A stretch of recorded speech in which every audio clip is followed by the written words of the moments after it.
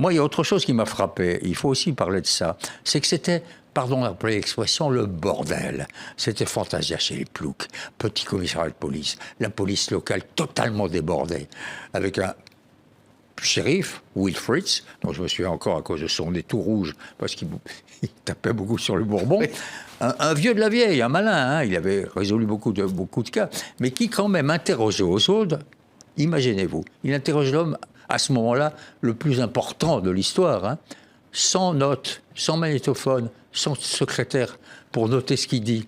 Ça se passe comme ça, il est en face de lui, il l'interroge. Donc il n'y a même pas d'archives du dialogue entre Fritz et Oswald. C'est dingue. Oui, mais tout est dingue. J'ai rencontré le samedi après-midi dans les couloirs du commissariat de police de Dallas un bonhomme assez étrange avec un chapeau, des rouflaquettes, un peu gominé, qui ressemblait pas à un journaliste, qui s'appelait Jack Ruby. C'est l'homme qui va tuer Oswald le lendemain. Quand il m'a rencontré, il m'a dit « Ah, vous êtes français ?»« Ah, la France, folie bergère. » Pour lui, la France, c'était la folie bergère. Il m'a dit 3 bêtises, il m'a donné sa carte pour que j'aille le voir dans son club de striptease qu'il avait d'ailleurs fermé, en signe de deuil.